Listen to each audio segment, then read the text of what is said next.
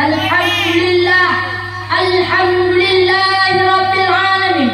Wassalatu wassalamu ala asyrafil anbiya'i wal mursalin wa ala alihi wa sahbihi ajma'in. Amma ba'du. Selagi hayat masih dikandung badan, selagi kita masih menghirup udara yang segar, marilah sama-sama kita ucapkan puji dan syukur kehadirat Allah Subhanahu wa taala. Salawat serta salam tidak lupa kita sanjungkan kepada penghulu alam, yakni Nabi besar Muhammad sallallahu alaihi wasallam, yang telah merubah pola pikir umat manusia dari alam jahiliyah ke alam Islam, dari alam kebodohan menuju alam yang penuh ilmu pengetahuan. Kata-kata penghormatan saya yang saya hormati pimpinan Markas Milgul Quran, yang saya hormati Dewan Juri yang telah menilai gerak-gerik saya, yang saya hormati kepada protokol yang telah memanggil nama baik saya, yang saya hormati ustazah dan ustazah yang telah membimbing kami, yang saya segenap teman-teman seperjuangan. Baiklah, pada kesempatan ini saya akan mensyarahkan satu carahan pidato yang berjudul Peran Pemuda di Zaman Milenial. Berbicara mengenai pemuda pasti identik dengan masa muda, masa yang hebat dan luar biasa, dikarenakan masa muda masa yang paling tepat, masa yang paling kuat untuk senantiasa taat kepada Allah Sang Pemilik Nikmat. Pemuda laksana bara api yang berkobar, pemuda juga melambangkan semangatnya yang tak pernah redup, kekuatannya yang tak pernah luntur, bahkan keberaniannya yang tak pernah hancur. Sehingga proklamator kita Bung Karno mengatakan, "Give me until it will surely it is for." Berikanlah 10 pemuda ini saya, akan kita guncangkan dunia ini dengannya. Hadirin hadirat rahimakumullah. Masa muda merupakan nikmat dari Allah Subhanahu wa taala, di mana kita sebagai pemuda diberi fisik yang masih kuat, berjalan masih cepat, pendengaran masih akurat, kulit wajah indah mengkilat, walaupun ada sedikit jerawat, tapi tidak gawat, masih ada obat terdoko dekat. Betul?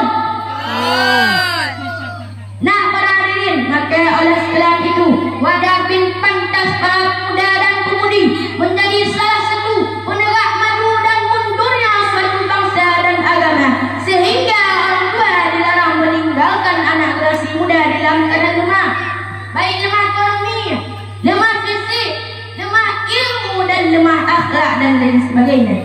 Sebagaimana firman Allah dalam surah An-Nisa ayat 9 yang berbunyi, A'udzu billahi minasy syaithanir rajim.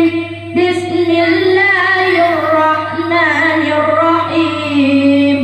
Wal yakhshal ladzina law taraku min qalbihim dzurriyyatan dhi'afan khafu 'alaihim falyattaqullaha wal yaqulu qawlan sadida.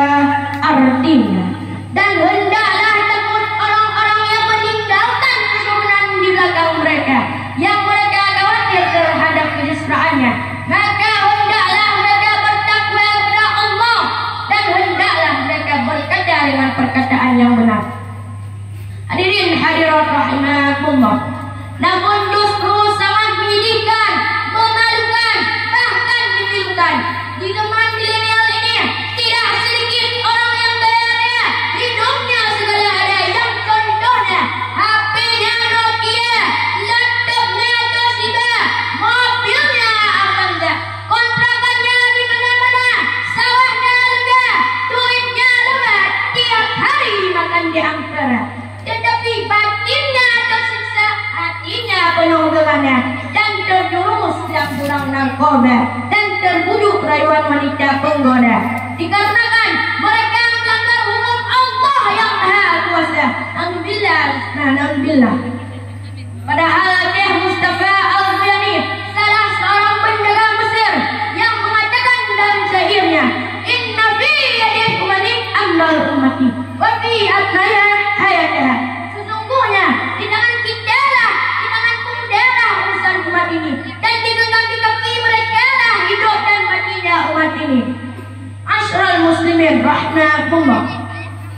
Kemudian pasti timbul pertanyaan dalam hati kita, bagaimana seorang harapan bangsa dan juga harapan mertua dalam menghadapi nampak-nampak negatif dan era globalisasi di zaman modern ini, supaya kita terhindar dari narkoba dan lain sebagainya.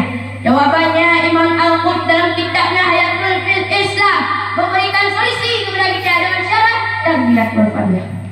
Kita sebagai pemuda harapan bangsa harus senantiasa semangat belajar ilmu pengetahuan. Hadirin hadirat rahimakumullah. Oleh karena itu, marilah kita belajar ilmu pengetahuan umum disertai ilmu pengetahuan agama. Dikarenakan salah satu seorang ilmuwan Al-Islam pernah berkata, ilmu agama tanpa ilmu pengetahuan umum itu adalah mudah. Ilmu pengetahuan umum tanpa ilmu pengetahuan agama itu adalah sangatlah berbahaya. Ma'asyiral muslimin rahimakumullah.